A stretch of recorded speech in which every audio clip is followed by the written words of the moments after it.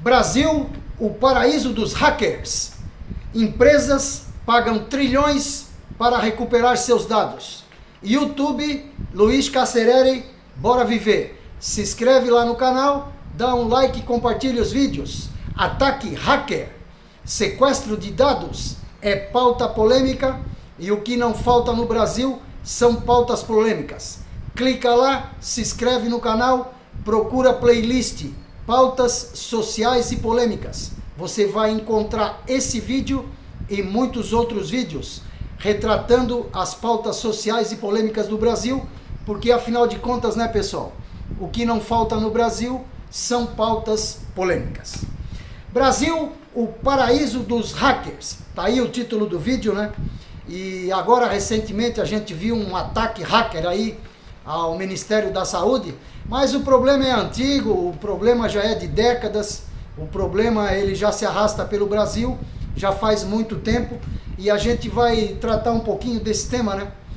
Vamos mostrar algumas das instituições brasileiras que já foram atacadas, né, pelos hackers, que já tiveram seus sites derrubados, né, ou que já tiveram muitas tentativas de ataque, né, e muitos outros crimes cibernéticos, né, que virou moda no país. É uma verdadeira epidemia, o ataque hacker, né, as fraudes cibernéticas no Brasil, sendo então o Brasil o paraíso dos hackers, né.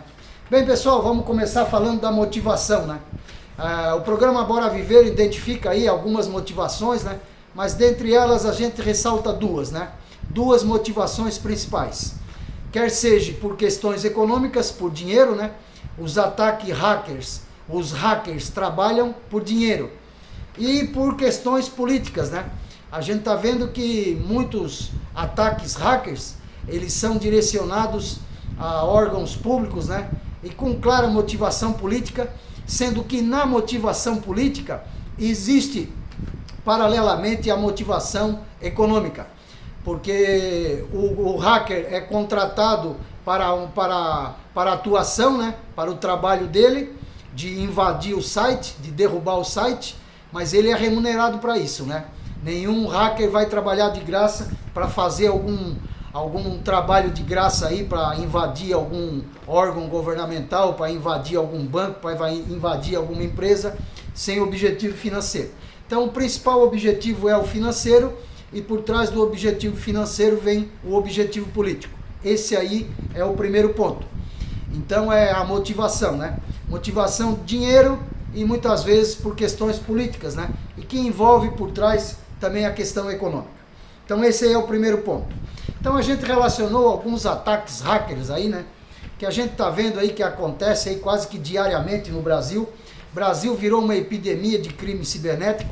Não é só a epidemia do coronavírus, né, não é só a pandemia do Covid-19 que está atacando no Brasil. A gente vê várias pandemias, né, pandemia da miséria, pandemia da fome, pandemia da pobreza, e a pandemia aqui dos crimes cibernéticos, né, do paraíso dos hackers, né, que no Brasil a gente vê que virou uma verdadeira festa, né, a atuação dos hackers aí. Então, pessoal, a gente vai começar falando desse caso recente agora, né, do Ministério da Saúde. Teve uma invasão hacker, né, e derrubou o site, sequestro de dados, né, Conecte SUS, interrompe, né, a atividade do Ministério, com clara motivação econômica, né, talvez aí por trás uma motivação política. Precisa se investigar, né, para saber. Então aí é o primeiro órgão, né, que a gente já separa aí, é o Ministério da Saúde. Mas junto, né, pessoal, a gente vê vários órgãos governamentais sendo vitimados, né, por ataques hackers, né, por esses crimes cibernéticos.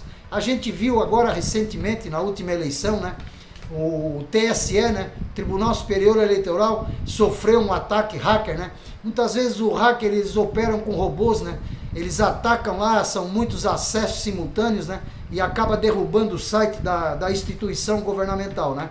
Então a gente nota aí a questão do TSE, bastante polêmica, né, porque envolve eleição, envolve a questão da urna eletrônica, brasileiro com essa pulga atrás da orelha, né, quanto as questões aí que envolvem a urna eletrônica e a transparência nas eleições do Brasil, né. Esse aí é um outro ponto que a gente vai tratar em outro vídeo aí. Mas a gente nota aí o Ministério da Educação, né? É outro órgão governamental que em seguida o Ministério da Saúde já se identificou, né? O ataque hacker ao Ministério da Educação. Brasil realmente é o verdadeiro paraíso dos hackers, né?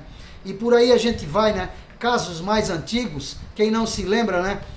Da invasão hacker no Telegram, né? Os hackers invadiram o Telegram, sequestraram conversa de grandes autoridades do Brasil, né? Promotores, juízes, desembargadores, delegados, muitas autoridades brasileiras, né? Tiveram as suas conversas privadas, né? Vindo a público, né? Por uma invasão hacker, né? E a gente não pode deixar de lembrar aí, no caso muito falado na mídia, né? Com muita repercussão nacional, foi a questão dos diálogos, né? Do ex-juiz Sérgio Moro, que teve o seu Telegram hackeado, né? Ele, o ex-procurador Dallagnol e vários juízes, promotores, delegados, né? A gente viu uma série de autoridades aí sendo hackeadas, né? Então o Brasil realmente é o paraíso dos hackers, né? E ao que parece, né, o próprio Supremo Tribunal Federal se utilizou, né, dessas gravações irregulares, muitas vezes aí para sustentar os seus argumentos, né, junto ao Supremo. Mas isso aí é motivo para outro vídeo aí também, né? Então o caso do Telegram, um caso muito comentado, né? O caso do TSE é muito comentado, o ataque hacker no Supremo Tribunal Federal, no Superior Tribunal de Justiça, o nosso Poder Judiciário muito visado, né, pelos hackers, né? E o Brasil realmente é o paraíso dos hackers aí. A gente já vai tratar as reais questões aí, né? De tanto crime cibernético, de tanta invasão em sites, né? Tanta derrubada de sites. A gente vai chegar lá logo, né? Mas a gente nota no Brasil também uma epidemia, né? Uma epidemia de crimes cibernéticos. Brasil é o paraíso dos hackers. A gente vê muito site falso, né, pessoal? Site da Receita Federal. Os hackers fazem um site igualzinho, né? Se a pessoa não tiver um olho clínico, ela clica lá e o cara já sequestra os seus dados, né? Então a gente vê muito site falso de empresa, né? Grandes empresas varejistas, né? Site falso de banco, site falso de órgão governamental. Realmente, né? Vários bancos aí com seus sites, né, falsificados, isso aí causando sérios prejuízos econômicos, né? Realmente os hackers faturando trilhões, né, pelo mundo. Eu acho que não existe uma profissão mais tão bem remunerada que nem a do hacker, né? Hacker fatura trilhões pelo mundo afora, né? São trilhões de dólares, né, que são desviados, são roubados, né? O golpe tá solto, o golpe tá aí. A gente vê os hackers aí fazendo a festa e a gente vai citando, né, vários outros crimes, né? Crimes cibernéticos, a atuação dos hackers, né? A falsificação dos sites, a derrubada de sites, a invasão de bancos, né? Aqui os bancos, eu tenho relacionado aqui, né, os crimes contra o sistema financeiro, né? Pessoa entra, copia os dados, né? Sequestra a senha da pessoa, né? Sequestra a senha da empresa. Muitos órgãos governamentais aí, né, tem suas contas bancárias invadidas, né? A gente vê de tudo no Brasil, é um verdadeiro paraíso dos hackers, né? Brasil se tornou um verdadeiro paraíso dos hackers.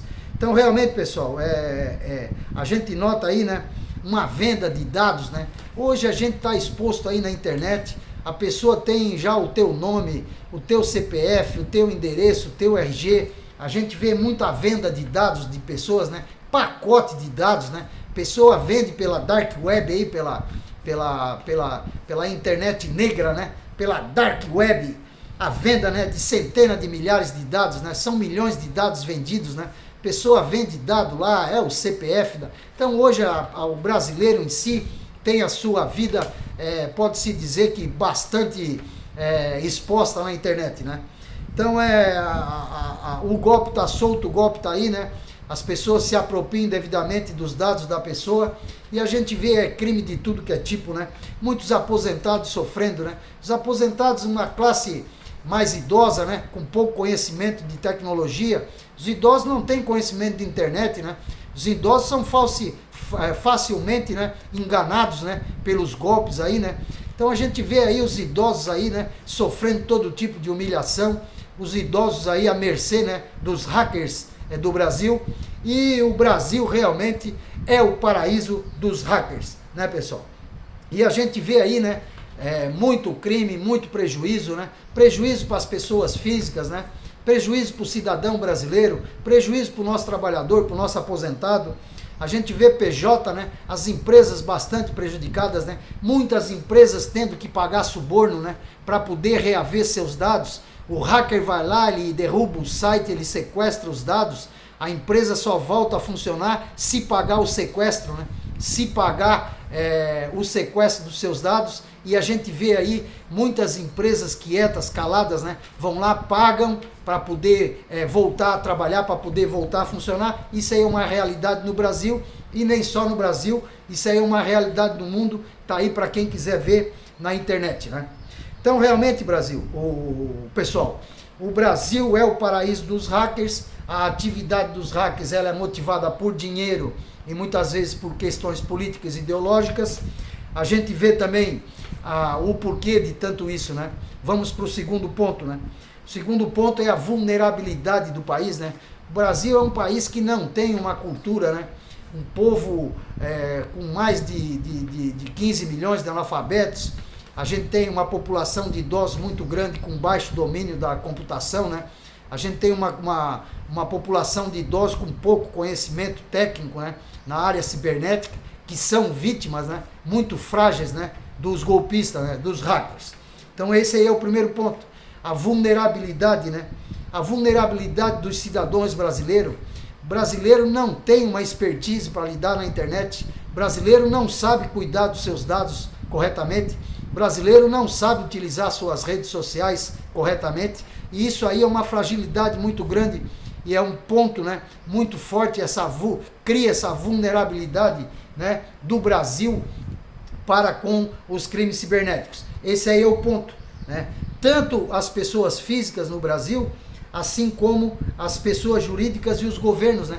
A gente vê uma vulnerabilidade geral no Brasil, né? E isso faz do Brasil o paraíso dos hackers, né? Essa vulnerabilidade dos cidadãos brasileiros, essa vulnerabilidade das empresas brasileiras, essa vulnerabilidade dos governos brasileiros, a gente nota que isso aí é um prato cheio, né, para transformar o Brasil no paraíso dos hackers, né? Muitos governos acham que tem seus sites protegidos, não tem, a verdade é que não tem. Hoje, os hackers, eles têm um conhecimento técnico, científico na área cibernética, que eles dão de 1000 a 0. Eles têm um conhecimento técnico, científico muito superior, né? Eles são capazes de fazer os mais diversos tipos de fraude, os mais diversos tipos de invasão, e a gente tá vendo aí, né? O relato aí do cidadão brasileiro sendo roubado, né? Vai no site, compra, não recebe produto, vai ver o site é falso. A gente vê crime cibernético de toda a natureza, né? Duplicação, né? Eles clonam o cartão do banco, né? Eles sequestram senhas das pessoas, né? Eles fazem o que querem. O Brasil se transformou no verdadeiro paraíso dos hackers. E uma das grandes razões é a questão da vulnerabilidade do Brasil, tanto da pessoa física como das empresas, assim como dos governos. Outra questão, pessoal, é a nossa polícia, né? A nossa polícia ela não acompanhou, né, as evoluções tecnológicas. A gente nota aí que a nossa polícia ela está despreparada para enfrentar essa nova tecnologia, né? É preciso se investir mais nos nossos policiais, né? Com treinamento, é preciso investir mais nos nossos policiais, né? Com os aparelhos, né? Você tem que ter uma condição de trabalho, né, que você possa combater essas pessoas, né, que são crimes extremamente violentos e inteligentes, né, estratégicos. Então a gente nota aí, pessoal, que a nossa polícia, né, ela está despreparada, a nossa polícia ela está desaparelhada, né, e o que acontece? Isso aí é muito ruim, porque isso aí mostra uma pequena, né, uma baixa resolução dos crimes, né? A gente vê centenas de milhares de brasileiros aí, né, tendo problema com banco, com clonagem de cartão, com desvio de dinheiro. A gente vê várias, centenas de milhares aí de boletins de ocorrência, né? E muitas vezes se resume a isso, né? E isso causa no povo brasileiro, né, um descrédito muito grande com a polícia. Olha, gente, se a gente for ver o que tem de brasileiro que não registra mais boletim de ocorrência? Porque não dá em nada. É o que o povo brasileiro diz, é isso. Ei, Luiz, eu nem fui lá registrar boletim de ocorrência, porque a polícia não resolve nada, né? Então isso é uma queixa muito grande do povo brasileiro, né? E que a gente é obrigado a retratar aqui nos vídeos, né? A gente nota uma boa resolução de casos da polícia quando envolve pessoas ilustres, né? Quando envolve políticos, empresários famosos, né? Casos de grande repercussão na mídia, aí a polícia vai em cima e muitas vezes resolve, né? Mas o cidadão comum, né? O nosso morador de comunidade, o nosso trabalhador, o nosso assalariado, as pessoas comuns, realmente elas não podem contar muito com a polícia, né? Porque a gente está vendo aí, né? Uma bandidagem muito grande solta no Brasil. A gente vê aí a criminalidade tomando conta no Brasil, né? Uma impunidade muito grande, uma corrupção muito grande. E isso aí também é outra questão que desestimula muito a polícia, né? A gente vê muitas vezes a polícia trabalhando direitinho, chega lá, prende o traficante, chega lá, prende o político, ali dias depois a justiça vai lá e solta, né? Uma impunidade muito grande. Então é a polícia correndo atrás do bandido, prendendo e o juiz soltando, e vira esse ciclo vicioso, né? Que gera muita despesa para o Brasil, né? Hoje, tanto a polícia quanto a justiça, ela tem um custo elevadíssimo, né, por contribuinte brasileiro e uma resolução de problema muito pequena, né? Isso aí é o ponto. É a corrupção de braço dado com a impunidade, né? Isso aí gera um descrédito muito grande na população, aonde muitas vezes nem é através desse descrédito muito grande, né? O cidadão brasileiro nem procura mais a polícia, porque sabe que não vai ter a sua questão resolvida, o seu caso devidamente investigado. Esse aí é o segundo ponto. Outro ponto, pessoal, é a questão de legislação, né? São crimes cibernéticos, são crimes novos, né? Brasil é o paraíso dos hackers, né? Muito por uma falta de uma legislação específica, né? A gente teve agora, recentemente, né, uma lei lançada, que é a Lei de Proteção dos Dados, né? É uma lei nova, que precisa ser bem trabalhada ainda, com pouca efetividade, né? Então, muitas vezes a pessoa vai, falsifica os dados, né? Invade o banco, clona o cartão, derruba um site, invade um órgão governamental, né? Sequestra conversa privada de autoridades, e a pessoa vai lá responder por estelionato, vai responder por apropriação indébita, né? Crimes de baixo, pequeno potencial ofensivo, né? Que muitas vezes é substituído até por cesta básica, esse aí que é o ponto. Então é uma falta de uma legislação pesada, mais dura, mais firme, né? Contra os crimes cibernéticos. A gente vê aí os hackers, eles abrem conta em banco, né? Muitos sequestradores do Pix transferem o dinheiro para essas contas. A pessoa vai lá, abre conta no banco com documento falso, com endereço falso, né? Muitas vezes se apropria do nome dos outros, né? Para abrir essas contas no banco. E uma legislação muito fraca, né, pessoal? Esse é o terceiro ponto. Então o Brasil tem leis que favorecem muito a corrupção e são leis que favorecem muito a impunidade, deixando o Brasil exposto, né, ao crime cibernético, transformando o Brasil num verdadeiro paraíso dos hackers, né? E a outra questão é a impunidade, é o poder judiciário, né, pessoal? É aquilo que a gente comentou, né? A corrupção, ela vem de mão dada com a impunidade. O povo brasileiro está cansado e desacreditado. O povo brasileiro está desacreditado na política. A gente vê muita corrupção na política. E o povo brasileiro está desacreditado na justiça, porque tem muita impunidade, né? A gente vê muitas vezes a polícia trabalhando, vamos pegar o caso do André do Rap, né? O André do Rap, ele ficou sendo procurado por anos, né?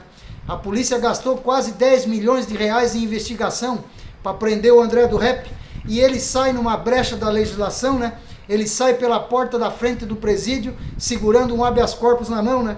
Então hoje está solto por aí, traficando droga, né? Tudo dentro da lei, né? Uma legislação muito fraca, né? Então o Brasil tem essa questão da impunidade que gera um descrédito muito grande no poder judiciário, né? A gente está vendo aí vários políticos, né, sendo absolvidos, né? Uma impunidade muito grande, político aí com uma capivara de ficha criminal sendo absolvido, né?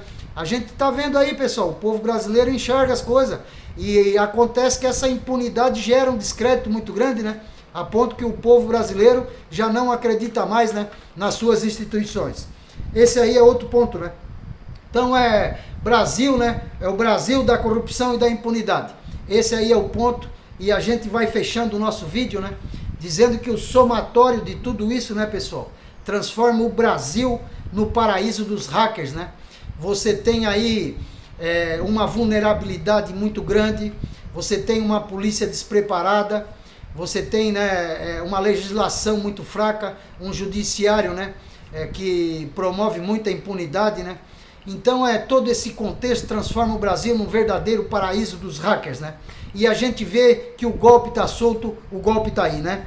YouTube, Luiz Cacereri, bora viver. Se inscreve lá no canal, dá um like, compartilha os vídeos. Nós temos aí uma playlist no canal chamada Pautas Sociais e Polêmicas. Clica lá que você vai ver esse vídeo e muitos outros vídeos falando sobre as pautas polêmicas, e o que não falta no Brasil são pautas polêmicas. O golpe está solto, o golpe está aí. E o Brasil é o paraíso dos hackers. Um abraço a todos, obrigado pelo vídeo e até o próximo vídeo.